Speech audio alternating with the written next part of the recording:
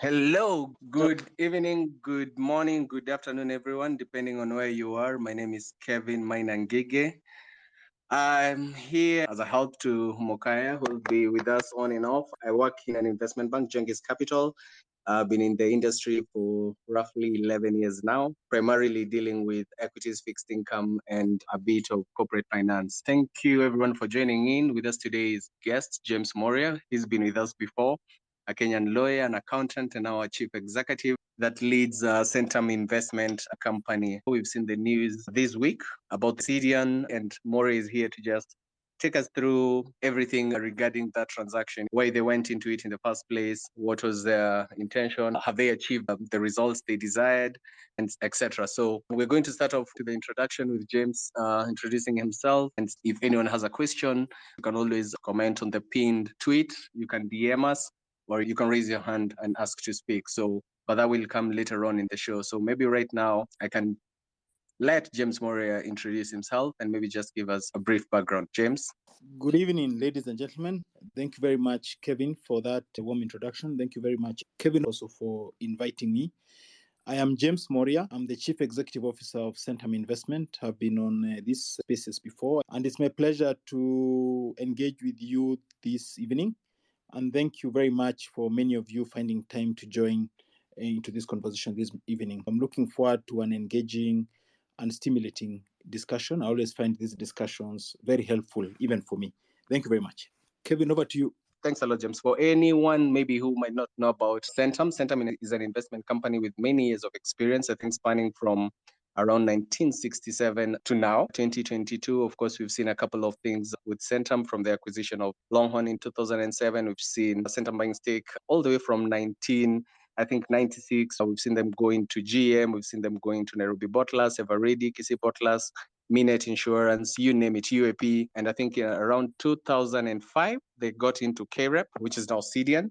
And maybe, James, just as a start, maybe you can just take us through what Sidian is to you and what Centum basically was thinking going into CDM and now that they are exiting Sidian. James? Thank you very much, Kevin. We got into Sidian initially in 2000, I think earlier than 5, but we were 1% shareholder and we were minority investor. You remember in those days, Sidian was then known as Kere Bank. They were getting into microfinance. And at that time, we thought that microfinance would be an area of growth. So we came in with a minority stake. At that time, Centum did not have a strategy of acquiring controlling stakes in entities. In 2014, the rest of the shareholders, who are largely DFIs in KEREP, wanted to exit. And they constituted about 64%.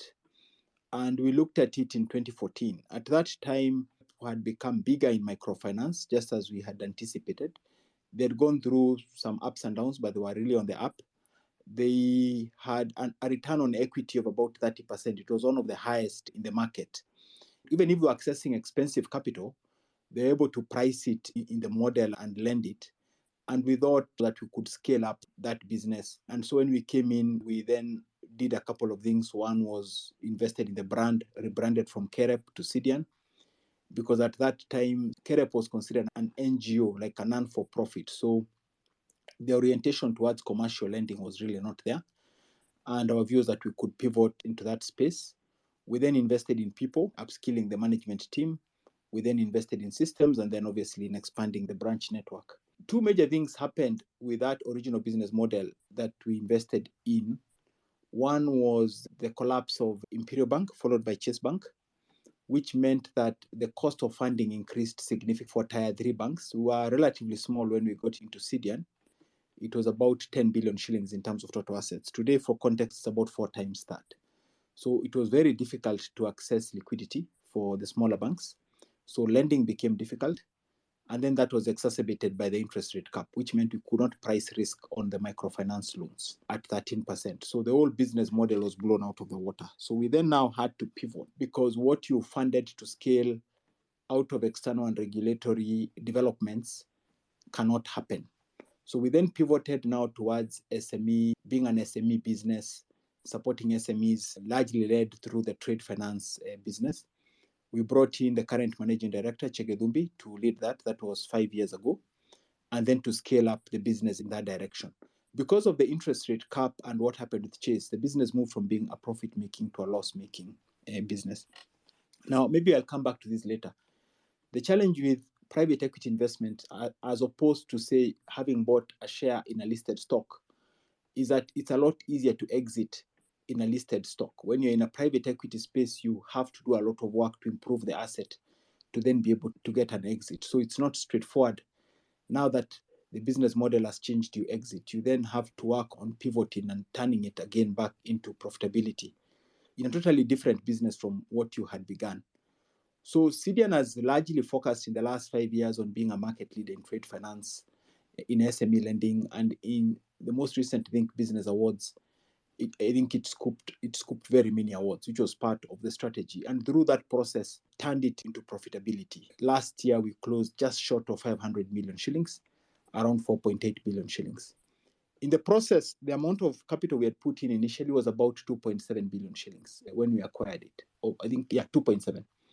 But then we had to do follow-on investments to support this change in strategy and to support capital. Banks are very capital intensive. For 8 shilling of asset growth, you need 1 shilling of capital. We've injected about 2 billion shillings over time. And that's how we built the equity from 64% to 83%. However, having addressed the obvious inefficiencies that were there in the P&L, whether it was NPLs was one big cost we had. 2 years ago, NPL ratio was 20%. We brought it down to 11%. ROE now is about 11% last year, return on equity. Now, the issue you have is because of the risk-based pricing lending regime, you don't price debt based on your cost plus a premium. You price based on the risk of the customer. You price that risk, and you then assign a pricing of the risk-free rate plus at another standard costs. So it therefore means that for you to earn a reasonable return of equity, scale is critical because you cannot pass inefficiencies of smallness onto the customer. You have to optimize either your processes or increase your unfunded income, which we have done from what it was 3 years ago or 4 years ago, 600 million to 1.6 billion a year. But ultimately, you have to scale. You have to increase the size of the business. Now, increasing the size of the business means that you must inject capital. And that's what we did. Actually, every year we've sort of injected capital to support the business of the bank. So if you look at return on equity of banks, what you will notice is that today, Tier 1 banks have a higher ROE, Tier 2 banks have a slightly lower ROE, Tier 3 banks are sort of, the best are probably hovering around 10, 11%. So that's sort of where we were. I want you guys to assume you're members of an investment committee given that background and say, okay, you're where we've reached. You've sort of optimized what you could. And the last area of optimization now is scaling up. So you have 3 options. One, you can stay as you are. But if you stay as you are and we are sort of making 500 million shillings a year, up until when you do the audit, only half of that money counts as core capital. So 200 or 300 million shillings can only support 2.4 billion shillings of growth. 2.4 billion shillings of growth on a balance sheet of 40 billion shillings is about 5%. Now, capacity that the institution has is a lot bigger than a growth of just 2.5 billion. And it's been growing from 2015 to now, it's grown 4 times. So it means if you stay as you are without injecting additional capital, you then have to significantly slow down the growth of the bank because of capital constraints. Even if you reinvest all the profit that you get and you don't pay out a dividend. So that's one option presented to you as an investor. Option 2 is continue to support the growth by investing additional capital. Now, to move from Tier 3 to Tier 2, you need to have about 10 billion shillings of capital. That's the entry level for Tier 2. We are around 5 billion shillings. So you need to double the capital. So even assuming the bank makes 700 million shillings a year for 3 years, that's about 2 billion shillings. You need to invest almost 1 billion shillings a year. So you then need to think, okay, do I then put in that money? And if I put in that money, what return on equity am I chasing ultimately? So the most efficient bank now, I think, is upside around 20%. But I think, Kevin, you have more current numbers, but that's sort of what you're shooting for. So that's a feasible option. But it's going to cost you anywhere between 2 and 3 billion shillings if you're a standalone operator like we are. Then option 3 is to say, look, I've optimized it.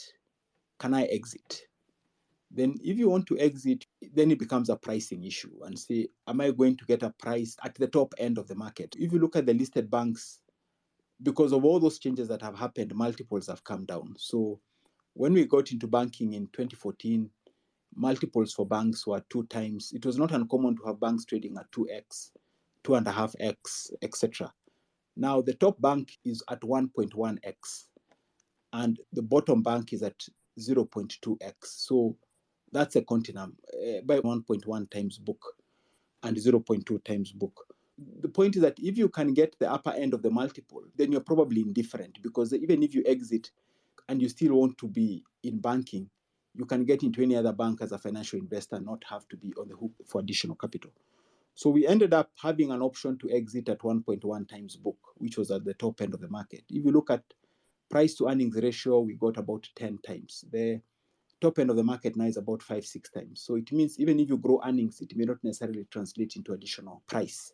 And to grow those earnings, you definitely need to put in capital, because if you look at where we were, we closed the year at around 11.5% core capital to asset ratio vis-a-vis statutory mark of 10.5 times. So we definitely need to inject capital. So those were the options available to us, or available to any investor. There's no right answer. It depends on what you want.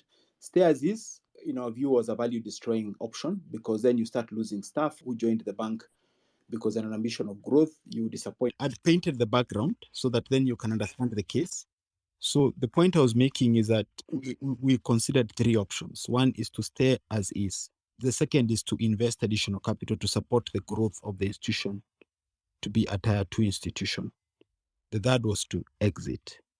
Now, the challenge of the stairs is that you've built an institution, which is a machine, and you've been building it for a long time, which can achieve a lot more. So if you stay as is and you just reinvest retained earnings, the rate of asset growth that it can support is not sufficient for the institution you've built. So you're going to have customer disappointment, and then you're going to start losing the value you've created, because anyone who's going to acquire the asset is acquiring it based on its growth potential.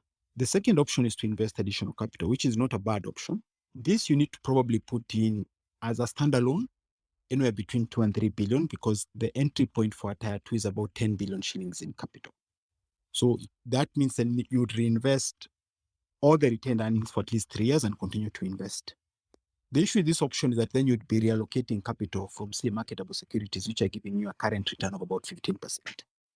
So you then have to think about the opportunity cost of the capital you're reallocating to that option and adding it now also to the capital that you've put in. And then also thinking about, ultimately, given the regulatory environment, what's going to be the return on equity, and also how attractive is going to be the exit multiple. Then you have another option, which is to exit immediately.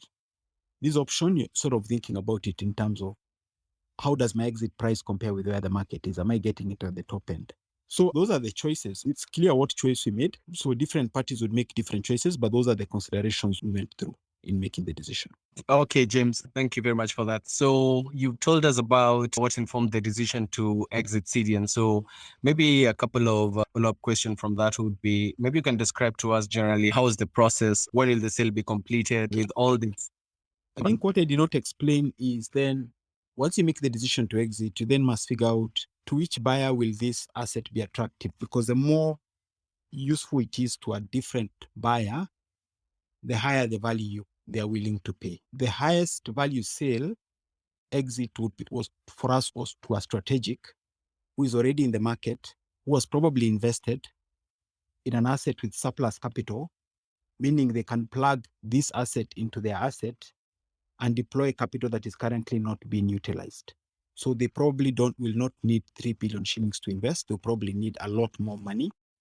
Plus, they also have the infrastructure and the systems that would otherwise have invested in. That's the person to whom this asset is most valuable. So when we did that analysis, that's how we ended up reaching out to Access and finding out whether they were interested. And they had looked at it internally and were also very interested. So it was a natural fit in a sense. We didn't speak to many parties. I think actually we only spoke to one party, and that party, because you've done the analysis of who is the best owner of the asset at the stage it is in, because they don't have the capital constraint. They have another asset here which is overcapitalized. So they can bring the two together without injecting additional capital and get growth and synergies. And that's how we ended up with sort of being able to get us a premium on the exit price. We've signed, and it's subject to regulatory approval. So this is CBK, Competition Authority, etc. So typically this would take anywhere from 90 to 120 days, so 3 to 4 months to conclude. All right, thanks, James. So maybe still on that point, you've already said that Centum didn't talk to many purchasers because both of you, I think, had looked into each other internally. You've taken us through some of the core numbers, but what do you think are the key numbers to pay attention to with this? From what sense, Kevin? Maybe you can expound on the question. Yeah, we know the sell price. You've taken us through the capital injections that Centum has done over the years and what more was needed over this time. But again, if you're looking at all the exogenous factors, and you've mentioned some of them in terms of over the last 2 to 3 years, how the banks have performed in terms of course, ROEs all the way from tier 1 to say tier 3. And now here you are. I don't think we are out of the thick of this yet. But then you concluded this deal. So what were the key ratios that you were looking at, and why? Of course, you've given us the 3 scenarios: to stay as is, of course, to invest additional capital, like exit, and of course, you've chosen the third option. Why wouldn't we have waited for more? That's great. You see, the way you create value is in an asset is by increasing return on equity. The challenge you have with banks especially is because of the requirement, because you're taking other people's deposits. So you're required to provide certain capital to support the growth in assets. So the growth of a bank is very contingent on the capital base. Now, if you already have a high return on equity, like the tier 1 banks do, they don't need additional capital injections. They can support their growth through the profitability that they're making and have a distribution. If you're small and you're scaling up in this environment now, you actually need to provide capital injection. Now, the issue is for you as an investor, because a capital allocation decision ultimately is given the environment and the outlook, are you comfortable liquidating assets, say earning you a cash return of 15%, to then inject for possibility of future growth in now what is like a utility business if you don't have scale? So those are some of the considerations. Now, when you're thinking about the exit, then you're looking at where multiples. Now, remember, these multiples are following the market, what's happening in the industry. So when it was 2 times, there were no regulations around pricing. Even interest rates were low. The spread between the lending rate and the funding rate was also quite high. These spreads are getting tighter as rates are going up because depositors are demanding higher rates of return. So those are all the considerations that you look at and you sort of make a very rational decision. Now, finally, I've seen, rightfully so, the analysts have asked, how does the exit price compare to your entry price? Okay. Now, the issue is not our entry price because our entry cost was 2.4 billion versus an exit of 4.3. The issue was all the other capital that we had to put in, which took it to 4.7. And even if you stay, remember, you have to put in additional capital, but you're not sure whether you will recover that capital at the point of the exit, especially if there's a multiple contraction. But having said that, again, the timing of the investment in private equity is critical. If you look, we're looking at prices of banks in March 2014 when we came in and comparing them to prices in June 2022. So if you invested in a listed bank in March 2014, exited in June 2022, what we're looking at were what are the average returns. So we just went through the list. Diamond Trust was 201, it's now 50 bob. CFC was 109, it's 99, 9% down. I&M was 31, it's 17, 46% down. Only equity has gone up, 31 to 43, that's 6% up. APSA was 16 bob, it's 11 bob, 31% down. KCB, 47, 38, 18% down. Standard Chartered was 287, now it's 123, 57% down.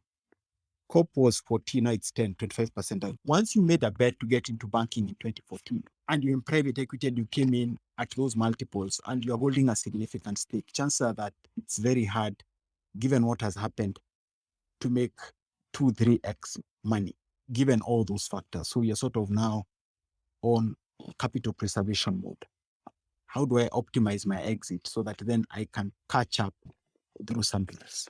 All right. Thanks, James. Just a reminder to everyone that if you have any question, of course, you can comment on our pinned tweet, you can DM us directly, and you can request a chance to speak and ask your question directly to James. So maybe, James, while we wait for additional questions, maybe you can take us through now capital allocation. What are your thoughts? Yeah, that's a good question. So all these decisions are capital allocation decisions, exit decisions. The question you're asking yourself, is it time to take out my money from this particular asset? And if so, where do I take it? And typically you take it out if you think that the risk of downside is greater than the risk of upside. So if you look at our strategy from 2009 to 2019, it was largely, as you mentioned, we did a lot of transactions, acquisitions, but these were funded through two main means. One was exits of other assets. So you're sort of recycling capital from one asset to another. So you have to sell to then have capital to reinvest in the next asset. And two, borrowed capital. So we issued 2 bonds. But when you do that, when you borrow and you borrow, say, at 13%, the implicit assumption is that the growth rate of the asset will be greater than 13%. That is driven by 2 factors. One is the growth of the earnings of the underlying entity, and 2 is increase in multiples. So as we are getting to 2019, 2017, when we did our risk reviews and sort of investment reviews, on some of the assets where we had created a lot of value, like the bottlers, and you being internally as a portfolio manager, you know the limit of how far you can move EBITDA, earnings before interest tax. So you know, I've done all I can do and there's very limited room. So when we were negotiating a price of 10.5 times, the risk of exiting at that time is if, say, multiples now about 15 times, then you've lost a lot more upside. Now, sort of our view was that it was unlikely would get a multiple higher than 10.5 times. And in some of these assets, you don't have many potential buyers. And the convergence of a buyer wanting to buy your asset and the right timing is critical, especially when you're selling to a strategic. So like that asset we exited, and the thesis was that it was unlikely multiples would go up. At that time, breweries was trading at 10.6 times. We used that as our benchmark. If you look at it now in hindsight, 2022, multiples are down to around 6-7% EV. Now, the venture valuation is very sensitive to decline in multiples, even if EBITDA remains constant. So you're sort of saying, yes, I've created value, but is it time to take out my money off the table? Then the next question becomes, where do I take the money? Now, if you implicitly believe that multiples will come down, then putting money back into assets at high multiples doesn't make sense because you may lose the money. And the key thing you want to do is to preserve capital. If you can create capital, if you can't, at least preserve it from eroding, from some loss erosion. So when we looked at the possible assets we could deploy to, we had options of putting it, say, in private equity. The challenge with the private assets is that the multiples have not yet related to the same levels as the public markets. The price expectations are still quite high. So if you're not disciplined, you are likely to overpay. Then we also looked at public equities and said, can you come into the stock market and pick up sizable chunks? Again, we are not sure whether these prices will not decline further. Obviously, now in hindsight, between 2019 and now, asset prices of listed stocks across the board have come down by more than 30%. So if sort of you put your money, they would have lost 30%. But then we are a lot more conservative. So we thought, okay, we are not sure about that. So let's just preserve the value by going into fixed income securities and earn a cash return. And that's what we are doing even in this case. We are still not sure it is time to go into a public market. We don't know whether the market has bottomed out, and you don't really want to guess it. Our view is that you want to wait when there's an upside to sort of look at that space. So you're preserving value and in the interim increasing cash income, which then can go towards purchasing assets when one is confident or feels that the entry point is right. One of the reasons why sort of the bottler exit transaction worked well is because when we were coming in to buy the additional stake, we're buying those assets at 3 times EBITDA. When we left, we exited at 10.5 times EBITDA. So even if we did nothing with the asset, we had a 3 times uplift just on account of the market going up. So my lesson, because I've been doing this for a long time, from 2000 to now, 20 years, that the timing is important, and especially in private assets, because it's not easy to get out once you get in. So you really have to come in at the right price and then be sure that you can undertake. So for now, what we are likely to do is probably stay in fixed income assets just to preserve value, earn a cash rate, and just build that up. So then when you have an uplift, you then have the firepower to sort of go in. Thank you, James. Maybe a few follow-up questions. So one is that you put in around, I think, 4.7 billion so far on the assets, and then the exit value is around 4.3 billion. So that makes it like a bit of a loss of 400. I wanted to ask, because you had some sort of thinking around this in terms of this versus certain maybe just exiting now, perhaps. And then the second one is about bonuses, I think, and around there's a common question you get like, so you've exited CTN at a loss, but then in perspective is that are people getting bonuses even if they exited at a loss? I think that's very important to address. Thank you, Eric, for those two questions. So the first question is, yes, you invested 4.7, you're exiting at 4.3. So I think there are two aspects. I'm sharing with you my perspective on the issues. When we looked at it, when we're negotiating, the differential is about 400 million shillings. So I told my team, look, we can spend another 1 year haggling this thing. But if you get your cash out and you even invest at 13%, you'll recover the difference in 8 months. So to my mind, it's not material. If you stay longer, you have to put in more money. So this 4.7 will not be 4.7, it will be 5.2. So you're chasing a moving target. The second thing is something called sunk cost fallacy. This thing doesn't actually feature in decision making for us. What features is where you are today. So where we are today, we're carrying this asset at 2.7 billion shillings. So we had revalued it down from 4.7 to 2.4, then went up slightly to 2.7. And this had gone through our P&L as an impairment provision. That's the realizable fair value that you have today. And then you're sort of looking at what is the future costs, what is the future return, and what's the timing of that. So I remember I was faced with this decision in 2000 and with an investment we had called Rift Valley Railways. We had put in $5 million, and staying longer meant we needed to put in more money or be diluted. If we got diluted, it meant that no one would be interested in buying our 10% in RVR. So we exited at $3.5 million. I remember it caused quite a sensation back in 2009, 2010, that we had lost $1.5 million. We took the money, we then reinvested it in a company called Cabasid, and then we exited at 1.2 billion shillings.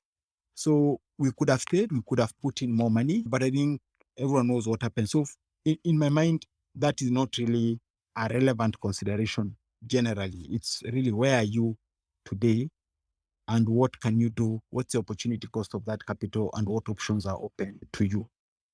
On the question of bonus, we have the bonus policy and it's very clearly set out in the annual report. So for example, for this deal to qualify for bonus, we need to make a 15% IRR on it. So that means that you need to make like 1.15 raised to the power of 7 years because we had been in for 7 years.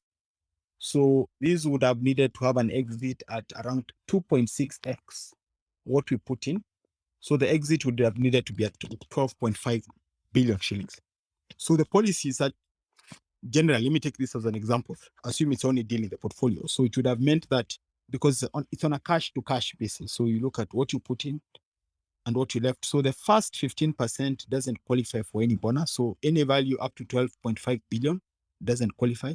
Anything above that, so say you exit at 13 billion, so you're 500 million shillings above that. That 500 million shillings, then 20% of that goes to the bonus pool. So 100 million shillings would have gone to the bonus pool if we had exited at 13 billion shillings. Now, as it so happens, we exited at 4.3 billion. So it's below the 12.5 billion. It doesn't contribute to bonus at all.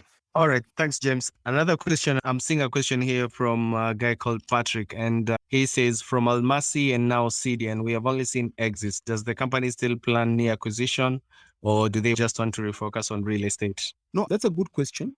As I've said, you create value, then you look at the market. Like I've taken you through the options we had with Sidian. So you take a view, do I exit and park my money in cash or move it to another asset?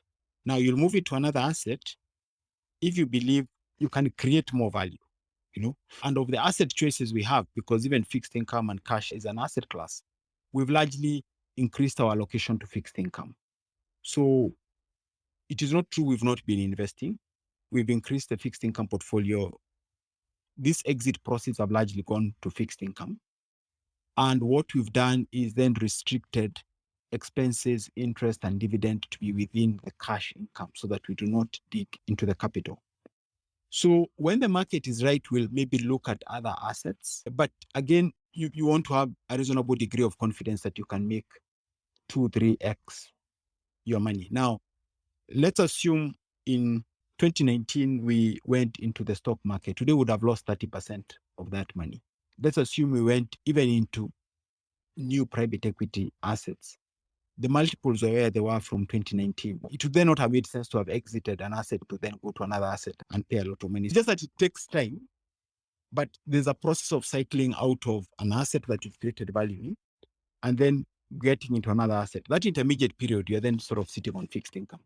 Now, on the question of real estate, it is not like we've made new real estate investments between 2019 and today. These investments were made way back in 2009, 2010. In fact, between 2019 and today, the Centum RE has paid back 4.5 billion shillings to Centum. So it's actually cash generative. We had invested 7.8 billion. We've gotten back 4.5. So our net investment is 3 billion. We've actually invested less money in real estate. In fact, if I take Centum Real Estate and Two Rivers, combined is 4.9 billion. It's about the same money we've invested in. So we're not investing more. It's that asset is still on the portfolio. All right. Thanks. Another question I'm getting here from one of the listeners is on the issue of share buyback. So maybe what are your thoughts around that? That's a good question. And I want to answer it in the context of, there's a question on the share price. Yeah. What we did is that we did an analysis of who is trading in Centum shares, because we have different groups of investors. We have large investors who own more than 1 million shares. You have investors who own between 100,000 and 1 million shares. We have investors who own 10,000 to 100,000 shares. We have investors who own less than 10,000 shares. Now, what we found is that the bulk of the trades happening are in the group that owns less than 10,000 shares. The group that owns 1 million and above, they're actually net buyers. So where the trades are happening is in this group of 10,000 shares. Now, the people who own less than 10,000 shares, out of 36,000 shareholders, there are 33,000 shareholders who have individually less than 10,000 shares. And that group accounts for about 8% of the equity of the company. So about 50 million odd shares. So some of the thoughts around how to structure the share buyback is also how do you remove the overhang of these shares. When we did a survey and asked some of the people through the brokers where you're selling, it's not fundamental driven, it's driven by need for liquidity. So if I have 1,000 shares of Centum, whether it's 20 bob or 15 bob, the difference to me is only 5,000 shillings.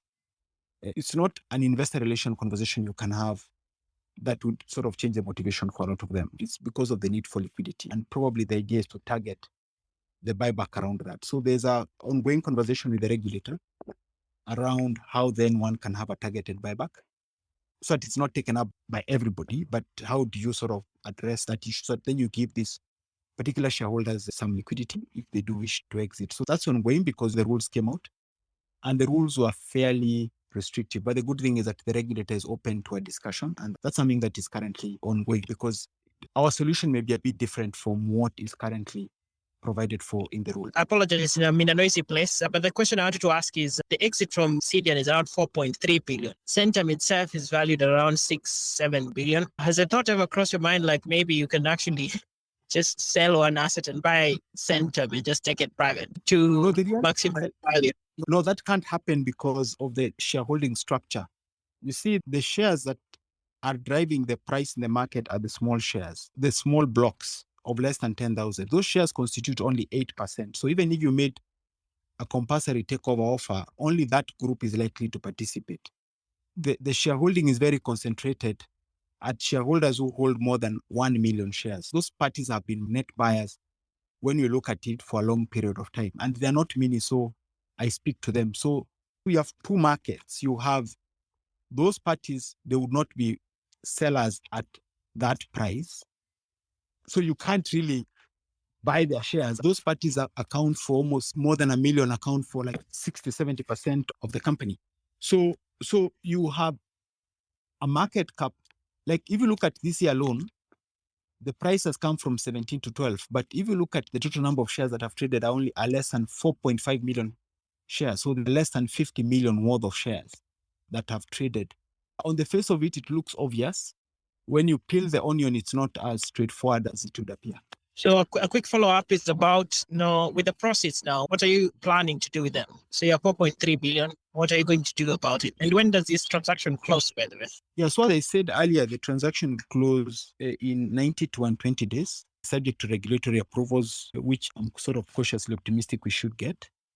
The plan, as we indicated in the announcement, is, and that's what we've always communicated, that we wanted to have this new phase of our next growth without debt. So further, the debt is down to 3 billion shillings. So I think we'll pay half of it. Will that be down to 1.5? And then the rest will probably put in marketable securities. We're also watching the public markets just to see when they turn, because dividend yields are now very high for a lot of very good companies. So the opportunity cost of waiting, assuming nothing happens to the fundamentals, is now low because you're enjoying a yield of 8-10%. And the multiples are very low. So a lot of these companies are undervalued. And the market is going to turn. I was in this situation. I witnessed it because I was in the investment industry in 2000, 2001, 2002. The assets were very low. What we bought, we had significant upside. We again had it in 2008 after the financial crisis, 2008, 2009, 2010. Again, we had an upturn. So there's a lot of opportunities where you can make 2-3x money, even just with the market the way it is. So probably put it in fairly liquid assets as you wait for the right time to sort of get into some attractive stakes. At the time we had sort of sizable stakes in different listed companies. Well, if we were holding them now, we would have lost a lot of the value because the objective has been to preserve NAV per share. Okay, thanks, James. And thanks for saying that again. A follow-up question here regarding GEM is, has the road to listing begun? And what are some of the factors that will inform the listing rather? Okay, so I'm assuming, just for the benefit of the audience, the person asking the question is referring to agreement we signed with GEM and Centum RE, which was signed by a portfolio company called Centum RE, for GEM to acquire up to 20% shareholding in Centum RE at 17 billion shillings. That's the question. That's the question. Yeah. Okay, let me just take a step back. What is the business of Centum RE? Let me just explain. So I think recently, if you follow it carefully, you've seen they are now focusing on the letting market, which they could not do before because they did not have an inventory to let out. So that's why they established that market. The people who buy their houses, 90% of them are investors. Only 10% are owner-occupiers. And the largest segment of the market that has sold the most is market that is providing rental housing solutions of between 20,000 shillings and 50,000 shillings. And that's what they will probably most likely be focusing on, but with a more keen attention towards addressing the end tenant requirements. So either renting or pre-letting, and then essentially selling a yield to our buyers because our buyers are investors. Now, if you think about 20 to 50,000 market, it's a fairly large market, and it's a disorganized market. And Centum RE has the opportunity to be a fairly large player in that market space. And if I look at like one of their products in Two Rivers, which is in Mzizi, where a 2-bedroom is 7 million, that 7 million is giving somebody living in Ruaka an option to live there, probably pay 50,000 shillings. That is 600,000 shillings. That's a yield of 9%. And that's why those units have sold like hotcake. The margin for them is still attractive. That business is of interest to international investors because rental payments account for a large proportion of households' monthly spend. And the segment of the market they're focusing on is the new household formation. So they see that business as being significantly scalable. And that's why GEM got interested. And obviously, we'd been in discussion with them for a while, but they were interested in a listed entity. What Centum RE is working on is scaling up their business. And there's a couple of things they're working on which are currently confidential, which will probably be the public soon. Then eventually to a road to a public listing.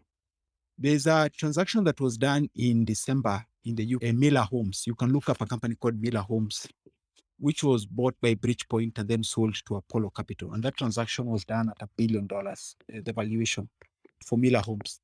My feeling is that as they expand in the region, focusing on that market, it can be a very sizable entity. And that's what they're working towards. But a listing also has to be subject to the market conditions. But at least there's interest, and we're in continuous discussions with GEM. Thanks, James. Maybe another question that has been asked by a handful of our listeners is on the issue of dividends and special dividends. Talk to us about this.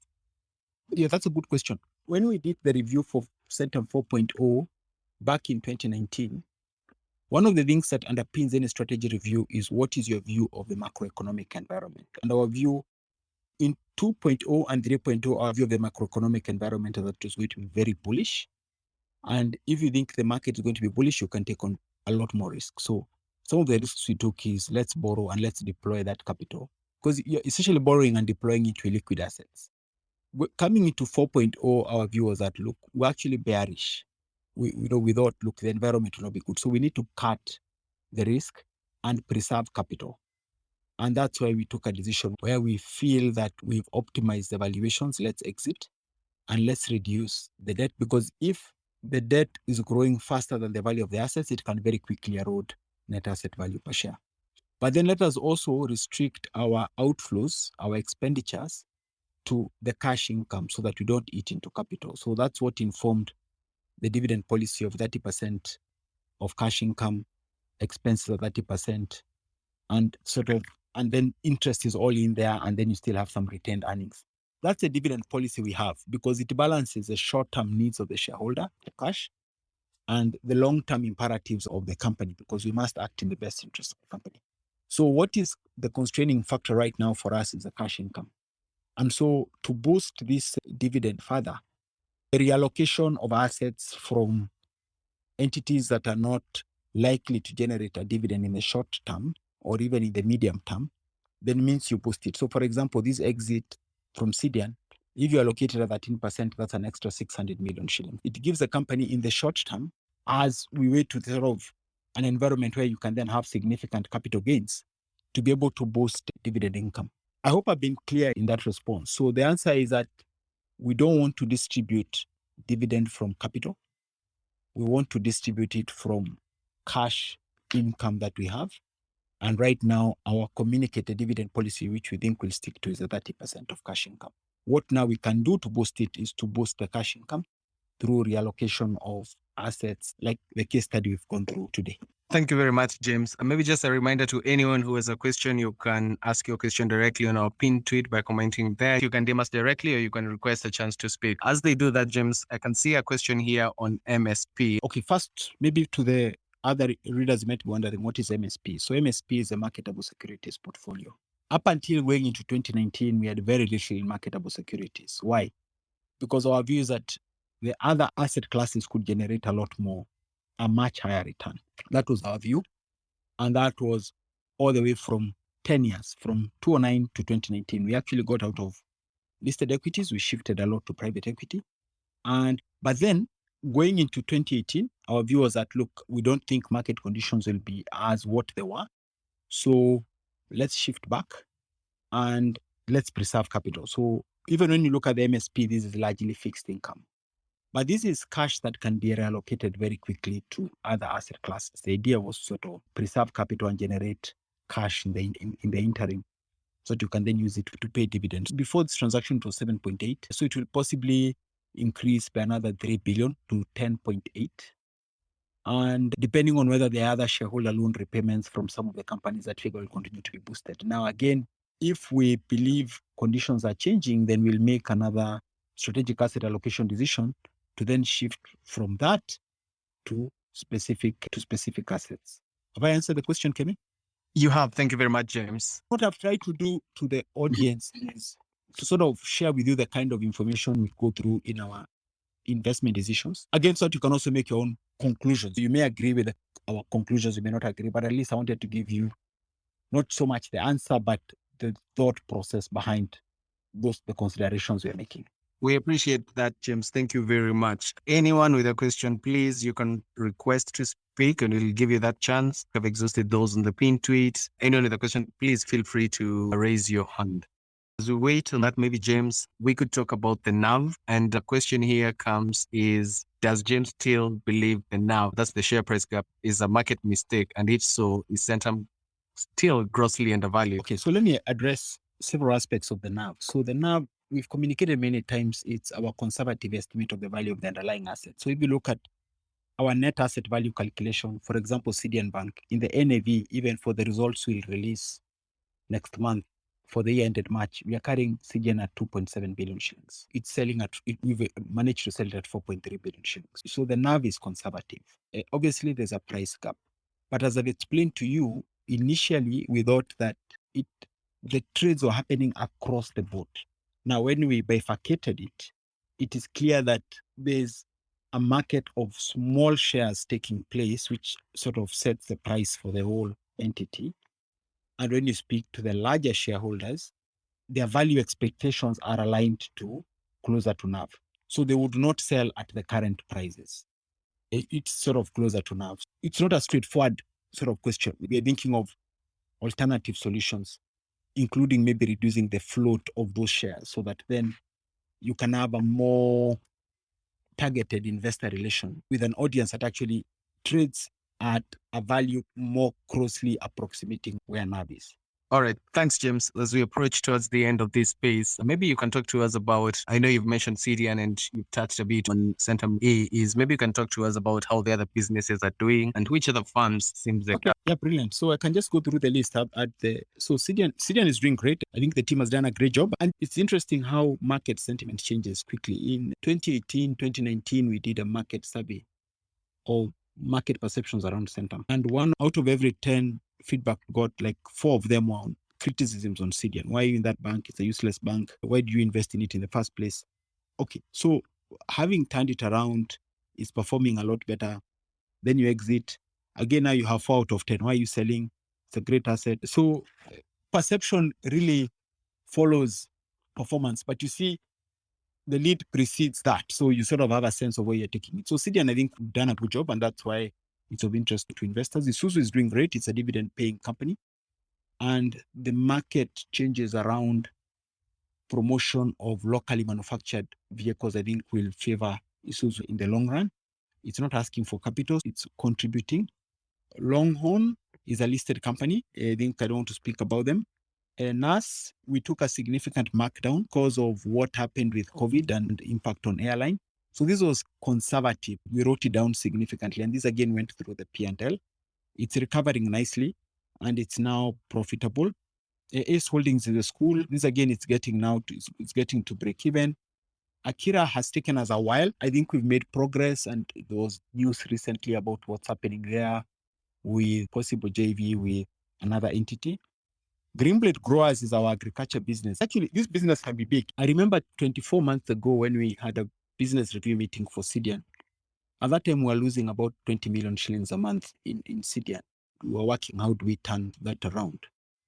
And I was having the similar conversation with Greenblade Growers. Now they're making like 10 million a month. And Sidian were making now 45 million a month. So the conversation I was having with them is saying, guys, you can easily move this business from 10 to 50 a month, bottom line.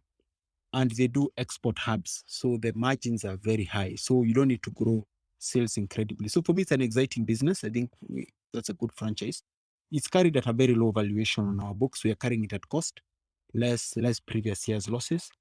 Centum RE and Two Rivers is largely carried at cost of the underlying asset. But if you look at sort of the discussions we had with GEM and where they were pegging the valuation based on DCF of the business we are talking about, it's a lot higher. They're not looking at it as a land play. They're looking at it as a development play and what you can do with it. That's why the valuations are where they are. So Ken Baego has been on Twitter Spaces before, just has quite a bit of work. And I think these are scalable business. It's doing great.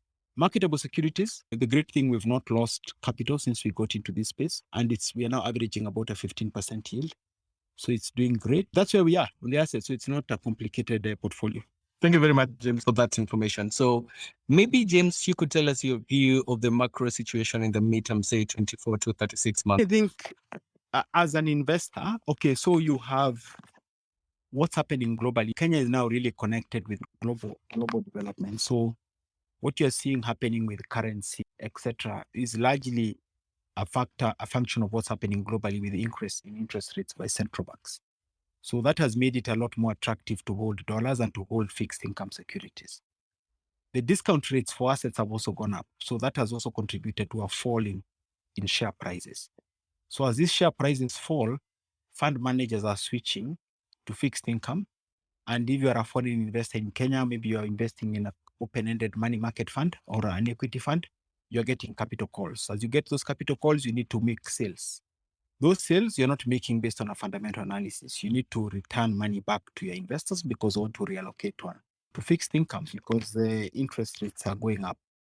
And I think that explains what you're seeing with our share prices in Kenya. So what's happening in Kenya is not unique. It's happening across the world. And it's happening across all sectors, whether it's in tech, especially tech has taken a hard beating. Because these are largely companies that are selling on promise. The cash flows are very fine to the future. So once discount rates go up, the impact on valuations is quite significant. Now, from an investor perspective, I think this presents a wonderful buying opportunity if you have some liquidity. The issue is you never really know how long these things will last or how deep the downturn. But again, the interesting thing also is that the interest rates on fixed income securities are quite high. I recall in 2009, sort of going into 2012, the challenge we had is that although prices were low, interest rates are also very low. So you couldn't quite go into fixed income. But now interest rates are also quite attractive. So you can also have a reasonable return on the fixed income side. But my own sense is temporary. The world is geared towards growth. So once the global market sort of stabilize and rates come back down, then you'll see our market sort of picking up. I see what's going on now as an opportunity.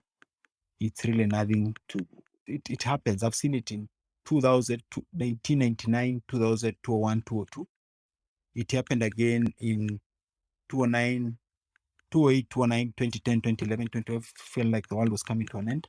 And we did pick up a lot of assets and we did make quite a bit of capital in that period. And there's another great buying opportunity now. Thank you, James. I've seen a couple of more questions that have come in as we approach the end. Yes. So one of the questions I think you've mentioned on this regarding to the capital that is coming, maybe I can just bundle them up and maybe you can tell us, is Access paying in hard currency or is it paying in cash? So that would be the first. And as you answer that, maybe you can also tell us or expound to us more on the difference between the yield and the debt cost. It's public knowledge now is that you're going to offset some of the debt. I think it's around Kenyan shillings 3 billion. So why would we be paying down this debt if we're getting a higher yield on MSP portfolio? James? Thank you. First question, Access is paying in Kenyan shillings. Second question, that's why we are not paying the entire debt. We intend to just pay half of it.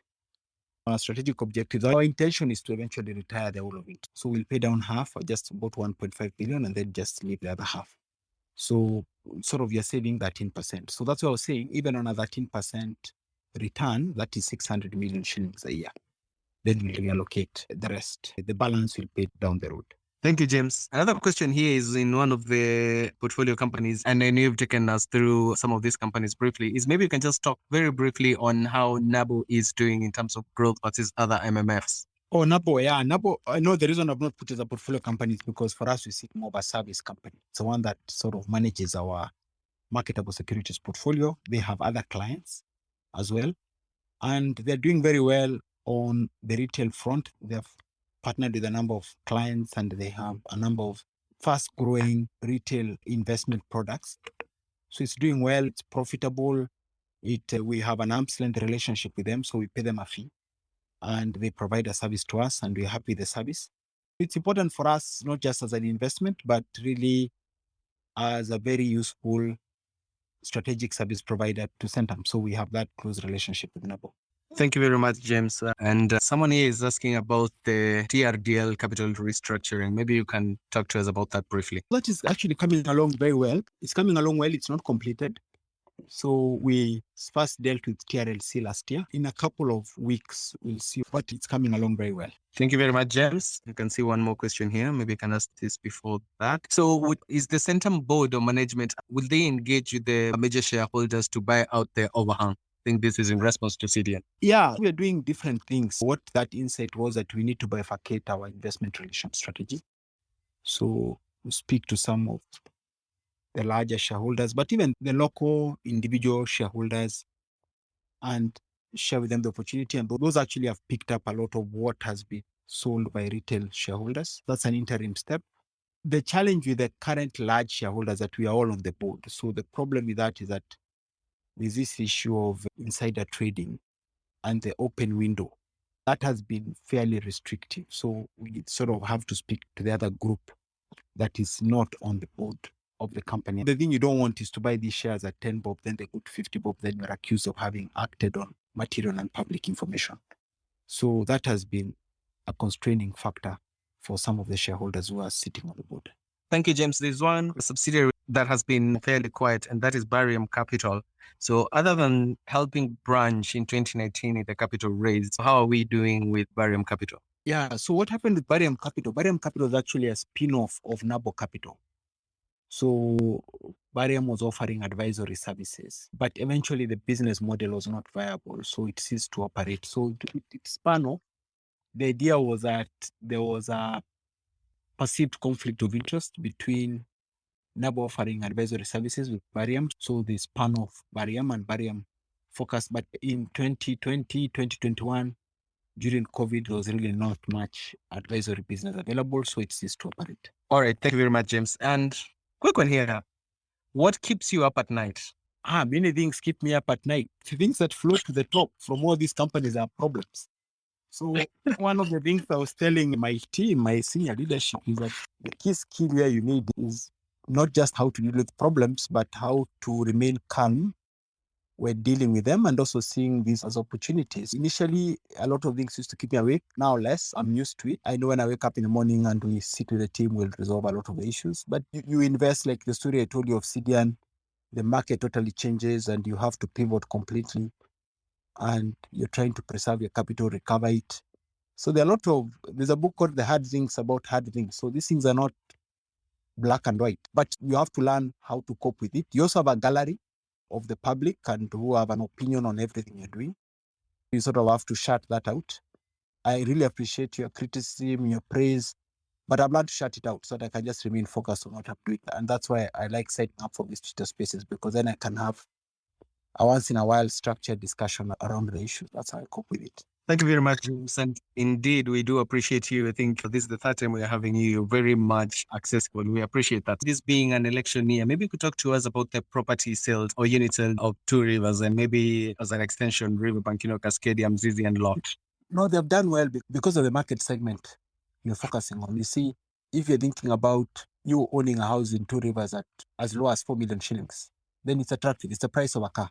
So the idea there is around democratizing home ownership so that we make it affordable and we provide quality. Now, when we launched this rental portal, the interest has been very high. So there's been good both property sales collections and also sales of bulk land in Vipingo. But for me, I see this business as a lot bigger. So how do we really scale it up and do like 1,000, 2,000 units a year? We are on scale up phase. So yeah, it's an election year, but because you're on the basic, you're sort of offering something that people can see they need, then there's a lot of interest. All right, thank you very much, James. A couple of questions here. Maybe you can bundle them up very briefly as we approach the end. One is, does Centum still have open positions in the energy investment space? And what is their view on the Kenyan market regarding renewables? And maybe as you answer that, you can also, you've just mentioned on the property or unit sales, you can talk to us about inflation and how that has affected the costs, in terms of construction cost versus the units already sold. Yeah, that's true. So let me start with the last question because that's an interesting question. The costs have gone up. And what we've been doing is because we're constructing in bulk, we've now gone into strategic procurement. So if you're procuring steel, now we procure direct from the manufacturers for all the projects and we removed those from the scope of the contractor. Then you can at least manage the cost increase. Then there are items like finishes, where again, initially they had been awarded to the contractor in bulk and sort of on an individual contract basis. Again, what the team there is doing is going for strategic procurement direct from the manufacturers, cutting out all the middlemen and just applying the contract. So that where you've suffered cost increases, you can then try and get the savings. I think what is interesting is what we're doing going forward around standardization of design, sort of using more of a formwork technology around technology adoption, so that we be more cost efficient and improve margins. What has been done, so one has to be a lot more efficient. The other day, I took the team to meet with team sales, and we're just talking about one item like that. When you look at all the projects they have across the board, flash doors only, they need like 10,000. So if you save 1,000 shillings on that one item, or 1,500, it's huge by just procuring from the largest manufacturer and just delivering to your contractor so that you can make up for what. So these challenges actually make you a lot more creative. And once the challenges go away, then they're a better business. My role all along, and I've had the good fortune of working with a bank, with a bottling company, with an insurance business, with education business. It's the same process. It's how do you remove waste from the system? And in that process, you create a lot of value.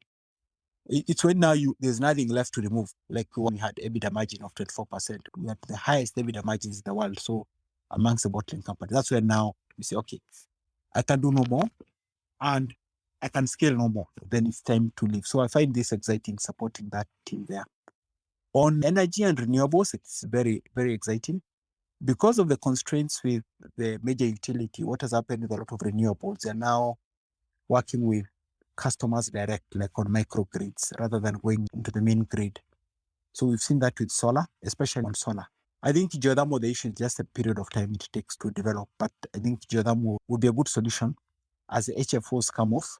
And I think we can all see the strategic risk of working with HFOs because of the important component of fuel, especially as the currency weakens. You'd rather work with your own fuel, which is geothermal. So I hope because of what's happening, we'll see a lot more support towards geothermal development because that's the only unique alternative, significant baseload power that can come onto the grid and that is also clean. Because the challenge with solar, it's not baseload, intermittent power. You need baseload which is available throughout to support solar. All right. Thank you very much, James. Eric? I think we've exhausted all our questions. So maybe, James, you can give us your closing thoughts, and especially this being an election year, you can maybe give us perspective and also your message to Kenyans as we head into election season. I know a lot of foreigners have been exiting the NSC. So perhaps a message to also foreigners who are investing in our space. As a business leader and someone who a lot of people look up to, what's your message to Kenyans in an election year? And also perhaps also give us perspective on what to expect from Centum going forward as your closing thoughts. Okay, thank you very much. So first, I want to thank you very much for hosting me on Twitter Spaces and for the continuous engagement. I want to thank all those who have logged in and who have participated in this call. I want to thank all those who post different messages. Some are encouraging, many are criticisms. I do ask Eric sometimes to compile for me. I do give your points and perspectives quite a bit of thought sometimes. So thank you very much for your continued interest in the company. I guess it's because it's only investment company that sort of is public and you can get to know. I also appreciate it's an opportunity for us to learn and engage. So thank you very much. As far as the elections are concerned, I have had the good fortune to engage with candidates on both sides in different forums. And my own sense is that there's a commitment towards a peaceful election, which I think is the most critical thing. And I think for the first time in a long time, we have an issue-based politics, not necessarily based on ethnicity, which I think is a positive development for Kenya. We are growing in our democracy. I don't think there's really any need to panic because we are going through an election period. I think my own sense that we'll go through this fairly peacefully and we should have a transition to the next government.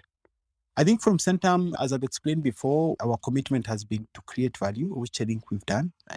It's evident we've done. It's there in the books and to preserve that value. And to do it with the discipline, it is easy to get carried away with the noise, to do things that appear popular at the time, but perhaps may not be in the best interest of the company in the long term, which we've tried to do. And I think we are very well positioned to take advantage of the opportunities that are coming up in the very soon. I think we'll see a lot of opportunities. So we just have to be just disciplined and cautious and just stay the course, not deploy too quickly. There's a quote from Henry Kravis who said, "Don't congratulate me when I buy, congratulate me when I exit, because any fool with money can buy and overpay." And that's the challenge you have even with the PE space. There are many investors who participate cite exits as a challenge because you are rushing the buying decisions. So one has to be fairly careful. We'll continue to do that and continue to add value to the underlying companies. As far as the results concerned, I was speaking to one investor yesterday who came to see me and I asked him, "Look, you're an investor. Have you made money every year you've invested?" He said, "No, I lose money sometimes." So I asked him, "What tolerance would you give your fund manager of what they can lose in a year?" He said 15%. So I said, "Look, the most Centum has lost in a year is less than 8% of assets, and that's only in 2 years." So I think it's also good to look at our performance in that context. You can't have a positive return every year as an investment company in a volatile investment environment. So what for me, I focus really on protecting is the NAV, because if NAV goes, then you have a permanent problem. The share price issue for me, I see it as a temporary issue. The key issue is to protect the underlying value. Thank you all for your support. Thank you all for your interest and encouragement. And thank you, Eric, for inviting me. And I look forward to hopefully inviting me in the future. It has been an honor and a pleasure this evening. And I hope all of you found this engagement useful. I've certainly found it useful. And thank you all for your very well thought out questions. Thank you so much, James. Always a pleasure. I think you're one of the few CEOs who are very open, and I know you track almost all the positive and negative questions that you get and comments that you get on Twitter and then try to respond to them. So we do try from time to time, of course, to compile some questions and send them to you. So if anyone is in the audience that has some questions that they would want addressed, just send them to us, DM us, and we'll definitely compile them and regularly send them to James for Q&A sessions. And also, we hope to have you after the full year earnings, and then you can explain to us how the company is doing. So thank you so much for joining us, and it's a pleasure always. Kevin, any closing thoughts? So, James, again, I reiterate what Eric has said. Indeed, it's a pleasure having you for the third time. I think you're one of the most accessible and open chief executives we have in the country. That doesn't go without saying. I think I speak for everyone in just thanking you for being here and taking close to 2 hours of your time to be with us. I do wish everyone a good evening, good morning, good afternoon, depending on where you are. Thank you very much.